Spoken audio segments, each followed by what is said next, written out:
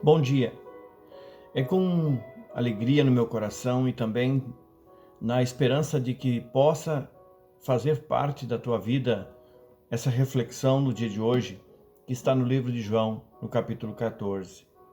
Ali tem várias citações do Senhor Jesus quando ele começa, o apóstolo João começa o livro escrevendo: Não se turbe o vosso coração, credes em Deus, credes também em mim. Credes também em mim. E ele começa a seguir dando a explicação de qual foi o propósito de vida. Ele fala do propósito dele ao vir para esse mundo. Ele fala que ele vai preparar lugar e voltará novamente para buscar aqueles que realmente creram nele, para que vivam para sempre com ele. E depois ele faz as promessas de que a nossa oração garantidamente será atendida por ele. Tudo que pedirdes em meu nome, crendo, eu farei. Se me pedirdes alguma coisa, eu farei. E aquele que me ama, obedece os meus mandamentos. Nós estamos vivendo num mundo atribulado, um mundo cheio de controvérsias, aonde muitas vezes buscamos a nossa referência de pureza, santidade. Perdemos a referência se olharmos para alguns indivíduos sobre a face da terra. Existem muitas pessoas que têm preservado a memória do seu nome por ter feito coisas excelentes sobre a terra, ter prestado um serviço à humanidade. Mas isso não é o suficiente para nos relacionarmos com Deus. Para se relacionar com Deus é preciso haver uma confiança plena.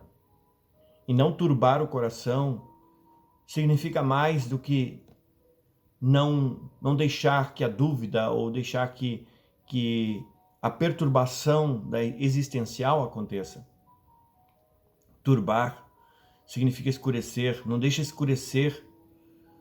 Turbar significa também sobrecarregar, ficar inquieto. Então, se nós olharmos para esse tipo de pensamento que nos desvia e nos desvincula de Deus, nossas almas ficarão vazias a ponto de não termos chance de vencermos as nossas tribulações do dia a dia. O mundo está inclinado à corrupção.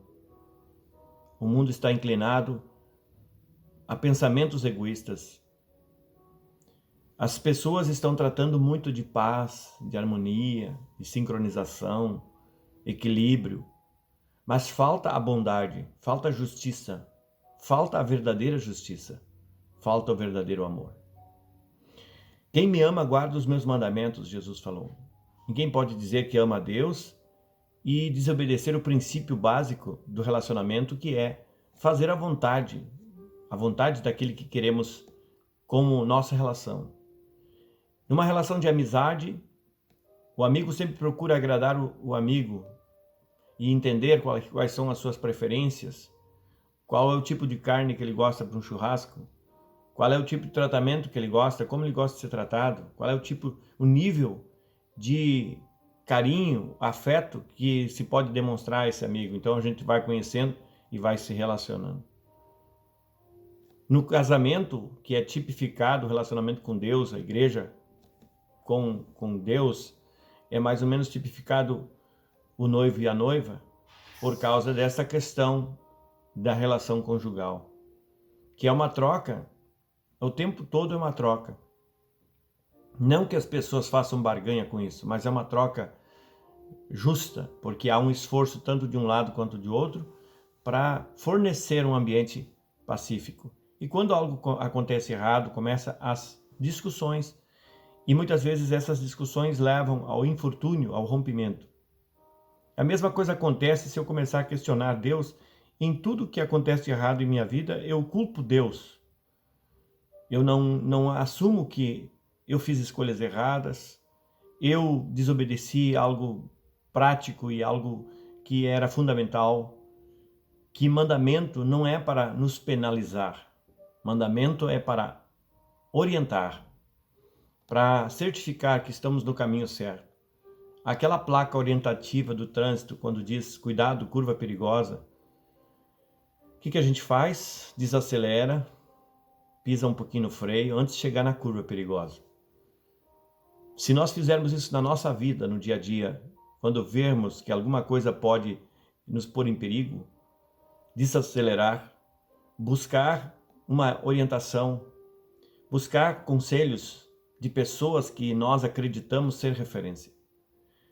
Mas nosso apoio nunca deve estar inteiramente ligado num ser humano. A nossa referência está em Cristo Jesus. Se Cristo está em nós, nós temos a esperança da glória.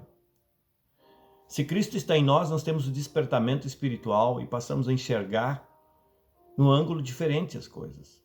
Passamos a enxergar a eternidade, mesmo ela sendo impossível de contemplá-la com os olhos carnais. Mas quando há um despertamento espiritual, quando existe alguma coisa que nos leva a entender o propósito de Deus em nossas vidas, aí nós passamos a usufruir de um entendimento diferenciado. A coisa mais difícil hoje para explicar para alguém é falar sobre Deus, porque ninguém consegue explicar, como diz uma música, ninguém explica Deus. Filosofia não pode explicar Deus porque desacredita. A religião não pode explicar Deus porque ela está comprometida demais com o mundo. As religiões quase todas elas estão enredadas com as políticas do mundo, as políticas desse mundo corruptível, para não dizer as corrupções que existem hoje dentro das pseudo-igrejas. Mas existe uma igreja que se espalha entre as igrejas. As pessoas que ouvem a palavra de Deus e as praticam e as colocam em prática, essas pessoas fazem parte desta grande família de Deus sobre a terra. Independentemente de onde, em que país ela se encontra, mas se ela promover a fé nesse que está apontado no livro de João, no capítulo 14, quando ele diz: eu sou o caminho, a verdade e a vida, ninguém vem ao Pai a não ser por mim. Então ele disse: eu sou o porta-voz de vocês, vocês podem crer que a minha referência para vocês vai servir. Aquele que me segue não andará em trevas, antes terá nele a luz da vida. Quando nós seguimos Jesus, nós não promovemos uma instituição religiosa. Quando cremos que existe um Deus criador de todas as coisas, não nos colocamos no lugar de Deus. Nós nos colocamos como filhos quando nós somos despertados e temos o poder de nos tornar filhos de Deus através da nossa fé. Não é porque alguém nos batizou, alguém nos levou, alguém nos empurrou, mas é porque eu tomei uma decisão e essa decisão é livre.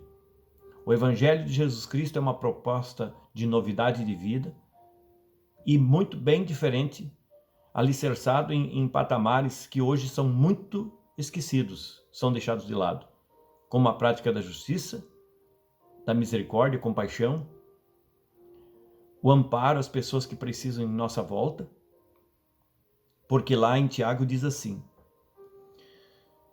a verdadeira, pura e imaculada religião para com Deus e Pai é esta: visitar os órfãos e as viúvas em suas tribulações e manter-se incontaminado do mundo. Como iremos nos manter incontaminados de um mundo tão corrupto, tão cruel, tão cheio de mentiras? Quando olhamos para uma pessoa que lidera um grupo de pessoas, quando vemos líderes religiosos que são referências, são ícones na terra, só que quando você olha para a vida deles, ou para o princípio filosófico religioso, que é controverso, quando o comportamento não condiz com aquilo que deveria condizer. Jesus escolheu homens simples, mas homens de caráter. E os que não tinham caráter, ele transformou para serem seus discípulos e fez eles acreditar que ser discípulo é alguém que é abnegado, alguém que é altruísta, alguém que se doa, alguém que não espera receber recompensas ou propinas daquele que ouve o seu discurso. Eu me proponho, desde os meus 19 anos, a espalhar a semente do Evangelho. Não tenho dedicado minha vida a 100% e poucos momentos eu tenho como estes, hoje, domingo pela manhã, de gravar essa palavra e deixar uma mensagem para todos nós. Se eu falo para você, eu estou falando para mim também. Eu não posso turbar meu coração. Eu não posso deixar que a dúvida, que eu seja oprimido pelas consequências de um mundo tumultuado. Eu não posso sobrecarregar meu coração. Nem devo andar inquieto do que eu vou comer, o que eu vou vestir. E nem devo deixar que a minha alma, nas suas aspirações ambiciosas, ela me leve para focar somente naquilo que é passageiro, mas aquilo que é eterno, a nossa vida eterna, a salvação, a vida eterna. Isso que importa. Hoje, eu espero que Deus possa ter tocado seu coração e você saiba que tudo que nós pedirmos com fé, crendo, nós receberemos. E que nós sabemos também que na eternidade existe um lugar maravilhoso, mas isso não significa que o agora Deus não possa intervir. Em qualquer situação, Deus pode e quer intervir, porque essa é a palavra dele. Ele diz que ele quer, e quer estar conosco todos os dias das nossas vidas, até a consumação dos séculos. Poderoso Deus e eterno Pai, entregamos tudo nas tuas mãos e pedimos que a tua mão possa guiar-nos e possa assinalar os passos seguintes. Dá-nos inspiração, Senhor, e faz com que o nosso culto diário, o nosso culto racional, seja o verdadeiro sacrifício de louvor. Que os nossos lábios possam falar a verdade e que o nosso corpo obedeça às recomendações que vêm do Senhor. Que nós possamos subjugar toda a obra da carne às obras do Espírito. Que o Senhor possa visitar-nos nessa manhã, em nome de Jesus. Amém.